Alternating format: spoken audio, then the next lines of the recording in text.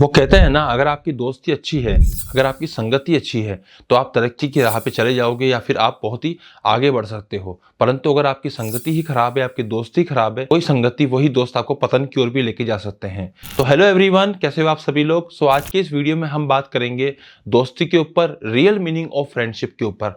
तो महाभारत के अंदर हमारे पास दो ऐसे एग्जाम्पल्स थे दोस्ती के, जो हमको सिखा सकते हैं कि हमको किस प्रकार की दोस्ती रखनी चाहिए या किस प्रकार से दोस्ती का जो रियल मीनिंग है, फ्रेंडशिप का जो रियल मीनिंग है, वो वहां से हम लोग देख सकते हैं। तो एक था कर्ण और दुर्योधन की दोस्ती और एक थी कृष्ण और अर्जुन की दोस्ती। तो चलिए आज के इस वीडियो में हम बात करते हैं दोनों ही टाइप की फ्रेंडशिप के ऊपर। तो पहली है कर्ण और दुर्योधन की दोस्ती। तो देखो, कर्ण और दुर्योधन की जो दोस्ती है ना, उसका जो आधार था, वो आधार ही क्या था कि दुर्योधन को कर्ण की आवश्यकता थी और कर्ण को दुर्योधन की आवश्यकता थी।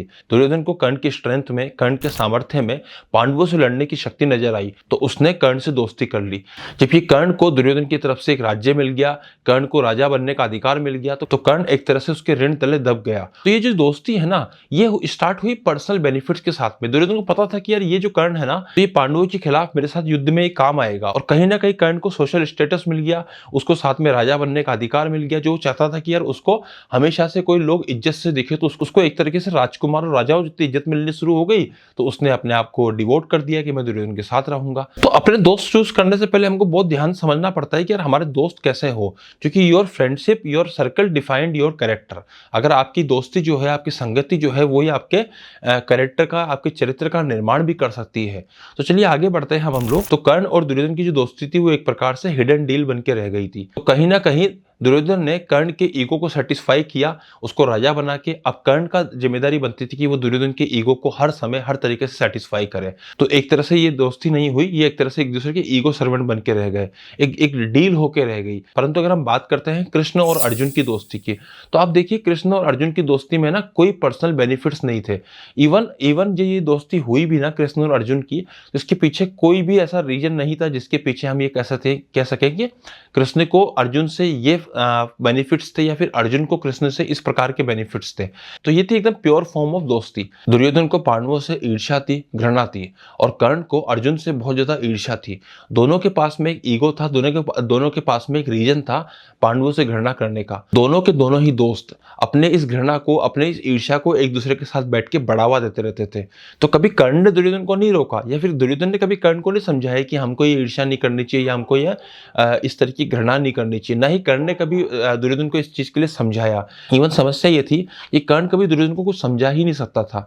वो तो दुर्योधन की हर हाँ में हाँ मिला सकता था, क्योंकि वो एक तरह से उसका दोस्त था ही नहीं। वो उसको हमेशा अपने से ऊपर ही मानता था, उसका एक तरह से सेवक बन के रह गया था। क्योंकि कहीं ना कहीं कर्ण ने उससे जो राज्य लिया था, जो कर्ण को राज्य मिला था ना, उस राज्य के ऋण के तले जो एहसान जो दुर्योधन ने कर दिया था ना, वो एहसान के तले वो दब गया था। और ये बात भी कहीं ना कहीं दुर्योधन जानता था कि ये मेरे सामने कुछ भी नहीं बोलेगा।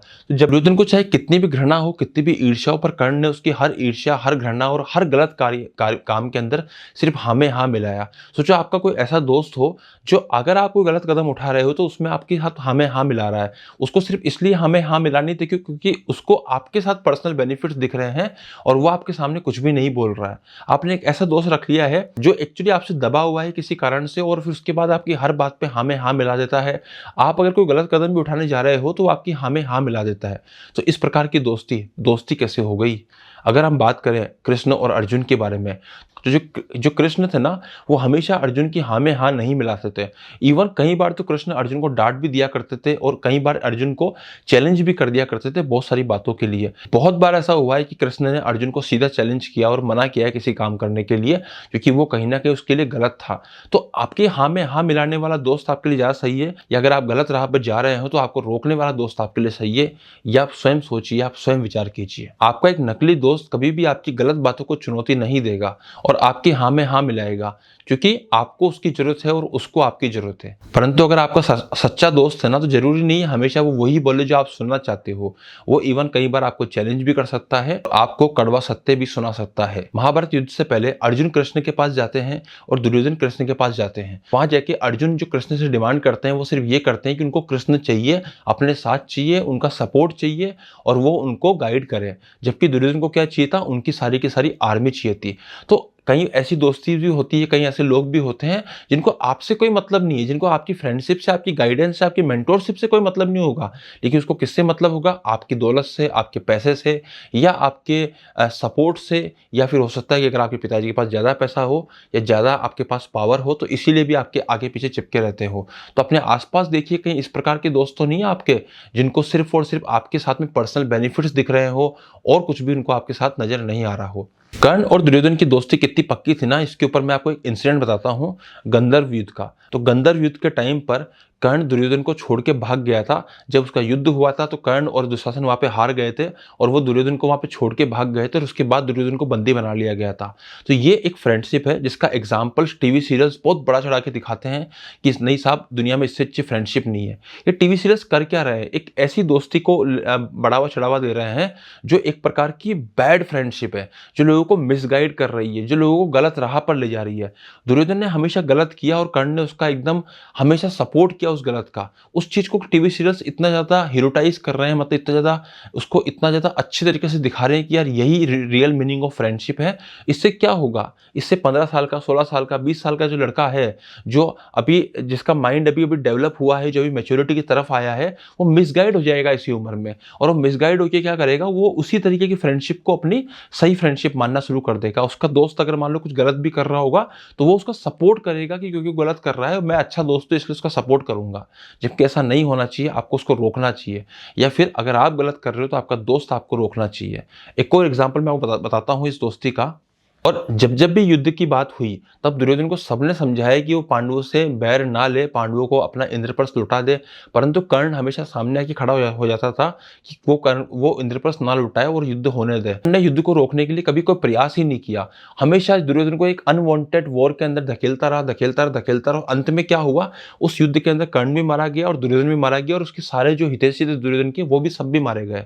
तो कहीं ना कहीं बाकी सब लोग जानते थे इस बात को कि वो पांडवों से और श्री कृष्ण से नहीं जीत सकते, फिर भी कर्ण ने उनको एक अनवांटेड युद्ध में धकेल दिया। और जब युद्ध चालू हुआ तो भीष्म से झगड़ा करके, भीष्म से बहस करके, तो कर्ण 9 दिन के लिए युद्ध से बाहर बैठ गया। कहीं ना कहीं ऐसा फ्रेंड जो आपको हमेशा ही गलत राह पर लेके जाए, आपके फैमिली के मना करने के बावजूद भी, आपके फैमिली मेंबर्स के कहने के बावजूद, समझाने के बावजूद भी, अगर आपको हमेशा एक अनवांटेड सिचुएशन में लाके डाल दे, एक ऐसी कंडीशन में लाके डाल दे जो आपके लिए बहुत घातक हो जाए, तो ऐसी फ्रेंडशिप नहीं होती। ऐसी फ्रेंडशिप बहुत घातक साबित हो सकती है। अपने आसपास, अपने इनर सर्कल में देखिए, कई ऐसे लोग तो नहीं है जो आपकी हर बात पे कर्ण की तरह हाँ में हाँ मिलाते हो, या फिर आपको अपनी सपोर्ट दिखा दिखाकर आपको किसी गलत सिचुएशन में ले जाकर डाल देते हो। आपको मान लीजिए कोई गलत कार्य करवा दिया, आपसे कोई गलत हरकत करवा दी और बोला कि तेरा भाई सब संभाल लेगा, मैं सब संभाल लूंगा, तुम तो चलने दो। और उसके बाद क्या होता है? जब फंस जाते हैं, सब सिचुएशन बिगड़ जाती है ना, तो ऐसी दोस्ती सबसे पहले भागते हैं, या ऐसी दोस्ती सपोर्ट नहीं करते हैं। जो फ्रेंडशिप का रियल मीनिंग होता है ना, वो हमेशा कंफर्टेबल नहीं होता है। वो हमेशा ऐसा नहीं होता है कि आप जो चाहते हैं आपको वैसा का वैसा ही मिले। वो हो सकता है कि आपको सही राह पर ले जाने वाला हो सकता है कि कई बार आपको टोकना भी पड़े, आपको कुछ बोल भी दे। तो इस तरह के जो दोस्त है ना, उनको अपना सही दोस्त, सच्चा दोस्त मानिए। अपने जीवन में अपने आसपास ऐसे दोस्तों को ढूंढिए जो कृष्ण की तरह आपको सपोर्ट करते हो, कृष्ण की तरह आपको गाइड करते हो। और अगर आपके जीवन में पहले से कोई कृष्ण जैसा दोस्त है तो उसको ये वीडियो जरूर भेजिएगा। सो आई होप कि